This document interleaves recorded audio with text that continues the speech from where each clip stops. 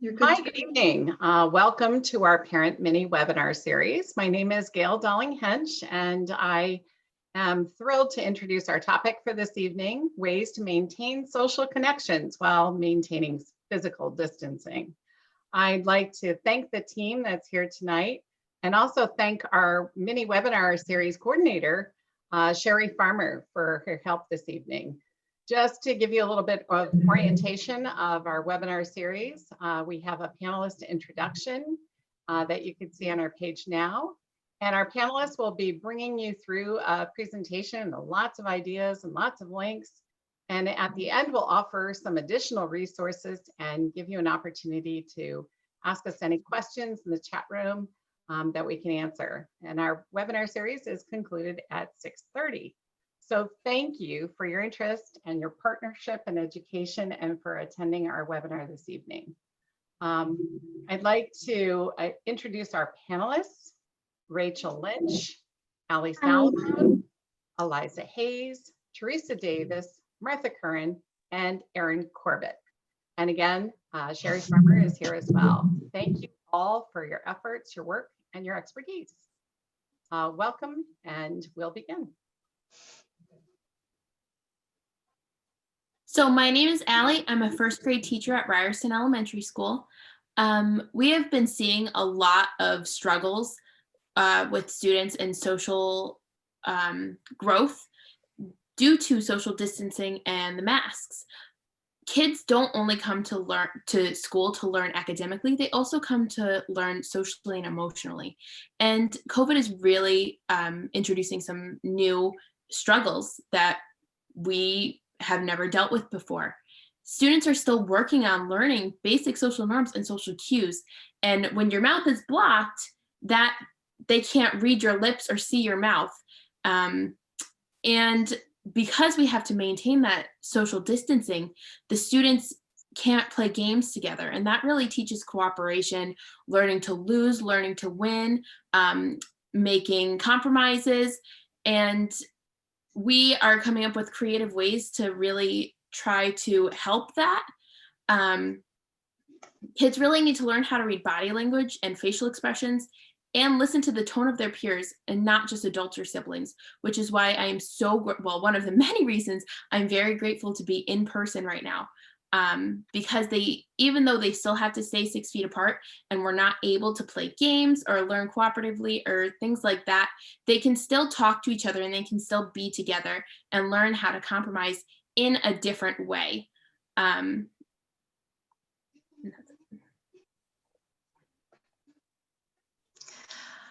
Thanks, Allie.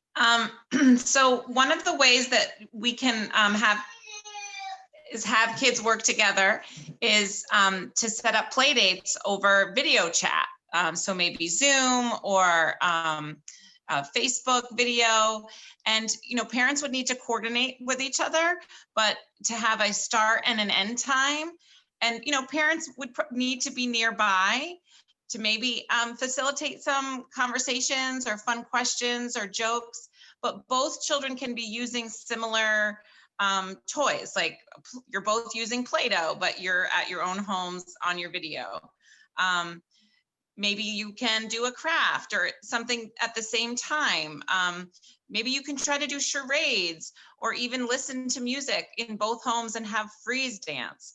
So there are lots of creative ways to think about helping your child engage with another child while also, being on the technology to be socially distanced. Something that I did a lot with the 4th and 5th grade kids when I was running some virtual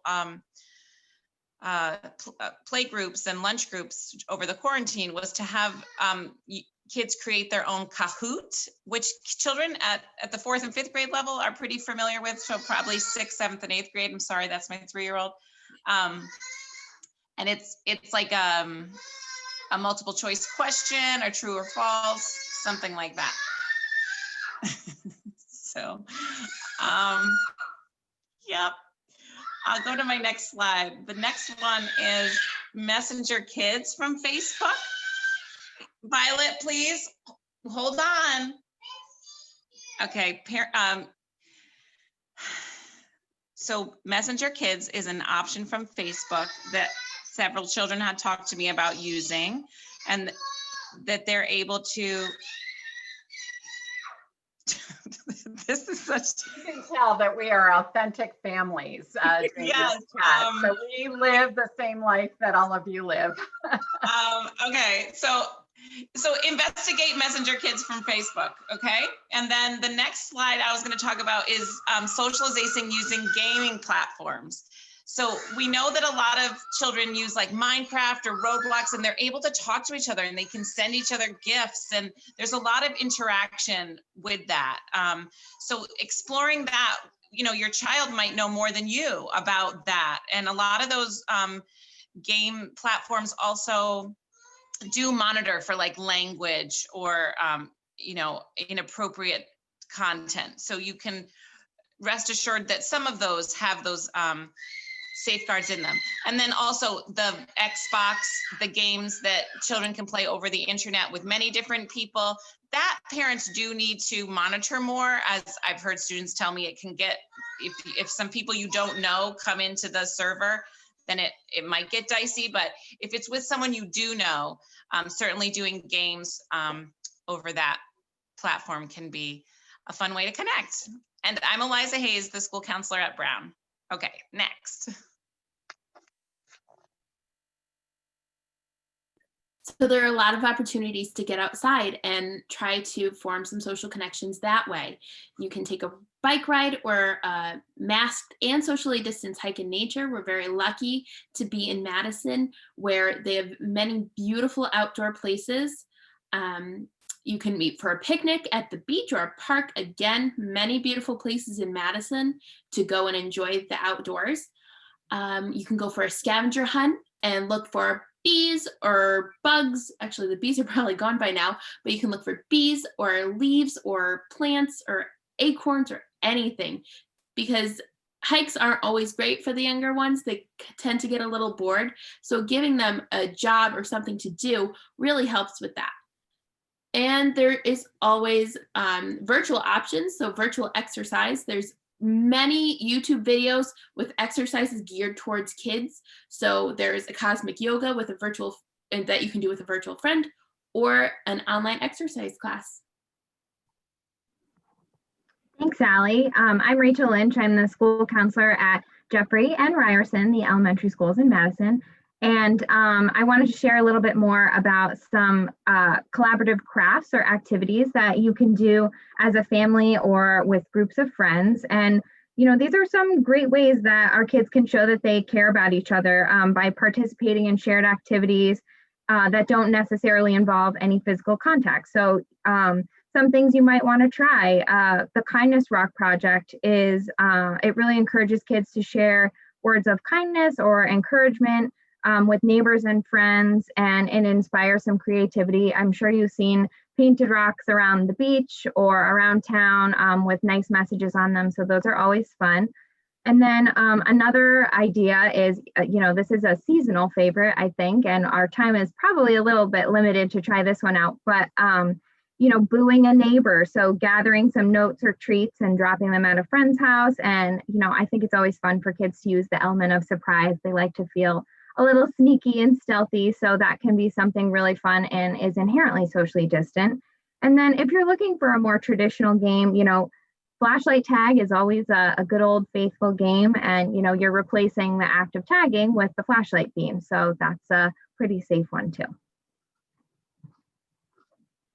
Another good one is fantasy sports, actually. And if you have some sports lovers in your family, this can be a really great way to strengthen bonds and connections between your family, siblings in the house, a group of friends. And the drafts are really great because they can be done remotely. You can do them over video chat, and kids can interact with other league members from a safe distance. And, you know, depending on age, you might want to pair a child up with an adult on a team, or maybe they might like to have their own if they're old enough. But fantasy leagues do offer kids that healthy sense of competition that, you know, they might typically be getting from playing some kind of competitive sport that maybe they're not able to participate in right now. And it can really make kids feel like part of a bigger community and helps with a sense of belonging and camaraderie. And learning about players and game strategy really helps jumpstart conversations about decision making and perseverance and problem solving while still being really fun.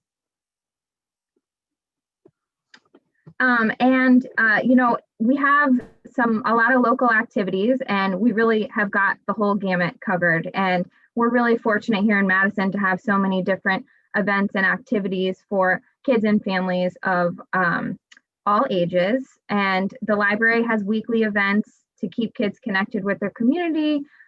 They have weekly crafts and virtual story times, and they have some weekend showings of family-friendly movies. RJ Julia's is hosting some seasonally themed events. They have a virtual pumpkin hunt, I believe, coming up that you can register for on their website. And there's also a lot of great events going on at the barn. This weekend, I think they have some Halloween activities. And then there's always trunk or treating at the surf club, which is a great option. And then if you want to explore a little bit outside of Madison, there's plenty of options all along the shoreline. There's yoga at the Well in Clinton. There's arts and crafts at the Children's Learning Center in Durham. There's always virtual card games online. You could learn a language online using these online apps. Theater at Kids Connection in Clinton, live shows at the Kate in Old Saybrook, and then a little bit of everything at Hula Frog. And the great thing about all these activities is they're all following COVID protocols and they're right in our backyard. So we're really fortunate to have that. As we move to the higher grades, hi, I'm Teresa Davis. I'm the school psychologist at Polson Middle School. So I work with grades 6, 7, and 8. And so we have good news for you and bad news for you. So the good news is that students at this age are just about ready to be out on their own in the neighborhood and around town. And that's also the bad news. At this age, they're looking to be out on their own in the neighborhood and around town. So the question is, how do we foster this emerging independence and still keep them all safe? And it's tough. Look at, kind of a tug of war between middle schoolers and COVID. They're wanting to gain their independence and they want to do more things on their own and with their friends and less with their parents. And during normal times, this is a difficult thing for a parent to navigate. And with COVID, this is even more complicated. Just when kids are looking to become more developmentally and socially oriented, we're asking them to limit their interactions and change the way they typically would interact. So we have two realities here, and communication is really key. So in middle school, it's a special time for kids because at this age, they're going through all these developmental changes where their brains are developing, and it can make them, rational 1 minute, and then the next minute unable to do any kind of future planning or problem solving and think about the future. And this is one reason why I love middle school, because you have that great mix of behaviors and thinking. But, you have to also kind of get them on board with you. So it's important for you to kind of think about where they are and to, acknowledge what they're feeling, don't dismiss it. And if you're direct with them and use simple language, they should be able to understand at this age why it's important that we're taking these safety measures to socially distance. FOMO. You may have heard this acronym FOMO in the years. FOMO stands for fear of missing out. And it's a very real feeling. And we want to introduce kids to this idea that we've come up with called OMO, which is on my own. And so, let them know that sometimes it's okay to not socialize. It's okay to spend time by yourself or at home with your family, with your pets. Sometimes they might even find that, being by themselves is re-energizing, but just to not worry so much about what they're missing and don't focus on the unhappy feeling, but what they can gain from spending some time independently. Hi, I'm Martha Curran. I'm the assistant principal at Polson. And one of the things that's so important is to make plans with your children and for them. So certainly get them involved in coming up with things that you can do, but sometimes they also might need you to step in and make a firm plan. And it's so important for them because we all need plans. We all want to be looking forward to tomorrow. We all want to feel that we have a purpose. I have something to do, somewhere to be, something to engage in. So it's really important. And I also want to introduce you to a concept called friend bubbles. If you maybe have heard of them as social bubbles or quarantines. And there is a link to this in the research section at the end of our presentation. But friend bubbles, you make an agreement with another family maybe sometimes two. And it has to be a group that you have shared beliefs in regard to safety during COVID. And you make a commitment that you will behave in a certain way. So you definitely want to connect with a family that agrees the way, thinks the way you do about mask wearing or, hand sanitizing, or even how far you'll leave your house. And then if you have a friend bubble, it tends to be a safer place for you to socialize and for your children to socialize. So not a bad idea. You might want to check that out. Family ties continue to be critical. We know that socialization is key. And I think some kids at the middle school level may balk at this, but we know it's critical. And, just as the activities were mentioned at the beginning of this presentation, we can do all of those with middle schoolers too. Hikes and family game night and competition. But it's also really important, as we see less and less of our extended family, to try to connect the kids with the extended family. And you might be on FaceTime or Zoom with cousins and grandparents. And your kids might not have any interest, but that's when, I grab the phone and I go over and plop down on the couch and say, look, come on, say hello to grandma. I think it's really important. It's more important than they might realize. There are some kind of interesting things out there if you do some search. So Netflix has something. It used to be called Netflix Party. Now they're calling it Teleparty. And you need Netflix, but there's a free Chrome extension, and you can then synchronize video playback with friends. So they're watching the movie together, but they're not together. And there's a group chat version, and you can even pause it.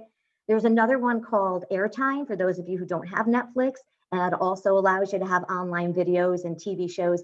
That one allows you to do video reactions instead of texting ones. And I think both of them, they can actually react and talk to each other on the computer, so they don't have to pick up another phone or, or the device. So those are some fun things to check out. Social media and screen time. It is a major form of connection for middle schoolers. And we do, of course, as you already know, advise you to balance it, to know what they're doing, to know where they are. It does require some direct supervision at this level. There are some really good control apps out there that you should check into, like Bark and NetNanny. But another thing you might want to try when it comes to social media is joining it. And I don't mean Facebook, because that's not really where this age level is going, but jump onto Snapchat, see how it operates, go into Instagram or TikTok, just so that you kind of understand what your children are able to do. I think that will go a long way to keeping them safe. A quick pitch for the pets out there. Okay, maybe you're not ready for a pet, but if you've been thinking about it, it could be a great time, because scientific studies have proven that pets really do help kids. It helps prevent the feelings of loneliness and isolation and comfort and responsibility building, but it also builds empathy.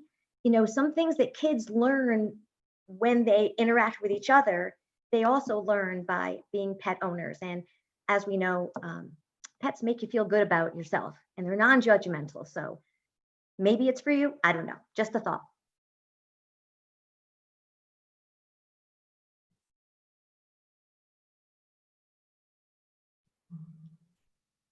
Erin, I think this is yours.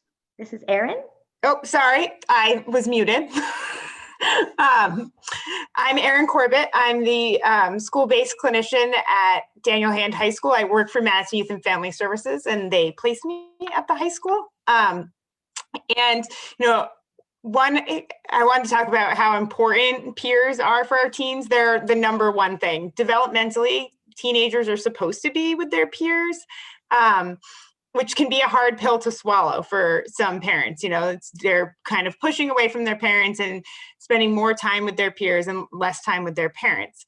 But if you think back to when you were an adolescent, who did you want to spend time with? Probably not as much with your parents. And spending unstructured time is really key for teens. It's really important to their development to have time with their friends that isn't in sports or isn't in something that adults are structuring, that they can just hang out and be themselves. And so COVID makes that difficult.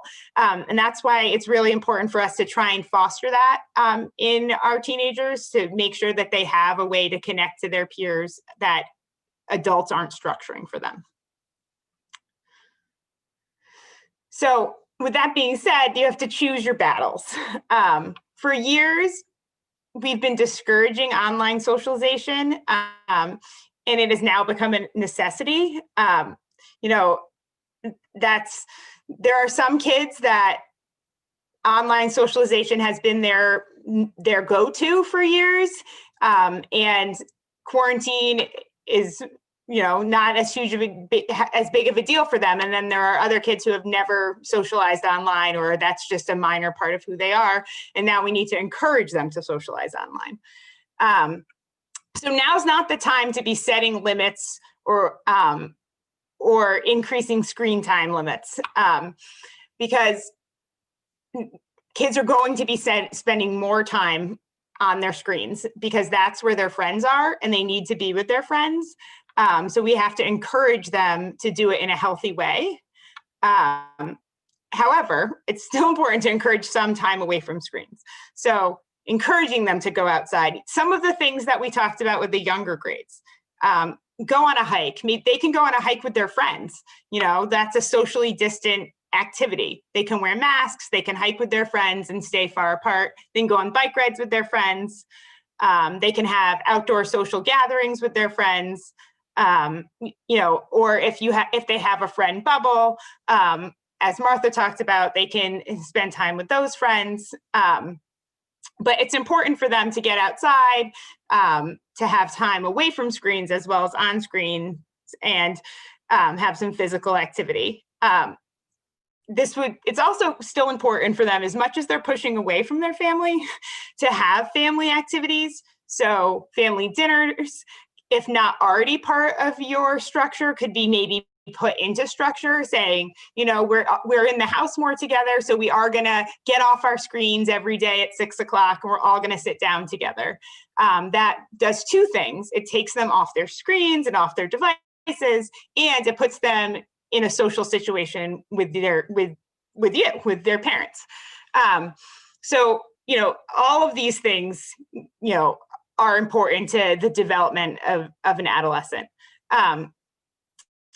If your child is struggling to connect online, there are some things that you can suggest for them to do. They can FaceTime, or Zoom their friends, and there's lots of different games you can play on Zoom. So sometimes for kids who do not generally socialize online, it can be really awkward. But if they're playing like Pictionary or Scattergories, or some other online generated game that can make it easier and make it feel more like they're face-to-face. They can have Netflix parties. There's lots of things that they can do online. And as far as the bubbles are concerned, some parents, every family has different beliefs and restrictions on COVID. And sometimes it's important to know what your children's friends' rules are, because some parents may be letting them socialize more, and you may not understand why your child feels the need to be online. But if their friends are not allowed to socialize in person, then your child also has to socialize online. So it's a balance, and at the high school level, sometimes more difficult. So it's important for kids to have a strong support system. And that includes family. That's why having family dinners and trying to connect with your kids is key, and making sure that they have those friend connections, whether that be through online friendships or outside, and that the school is important. School is a big part of your children's lives, whether they're in person or distance learning. So connecting with the school, reaching out to the school if you need support, or your child does, and town resources. So I work for Youth and Family Services, and we're a town resource, and we're here to help you in any way that you need. So if you need resources beyond the school, please don't hesitate to reach out to us or any other agency in the community that you feel you can get support from.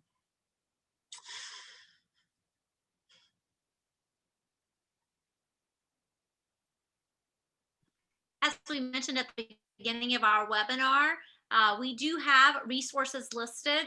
All of the links that we included in our webinar tonight are live links. So this document will be posted tomorrow on our website, and you can go on and access all of those links. We have additional resources here, and then we also have research that is tied into some of the suggestions that we made to you tonight, and kind of gives you a little bit more information on some of the suggestions that we made. So we will now open it up for any questions that may have popped up. Gail? I'd like to thank everyone for their presentation this evening. I'm looking at the chat room and the Q&A, and I don't see any questions. I think you can tell that we are moms, we are wives, we are sisters, and I appreciate all our panelists for making time to do this presentation this evening. We hope you find it helpful, and we hope you enjoy the resources and stay connected and stay socially engaged, even though we're apart. Thank you for your time this evening, and thank you to our panelists.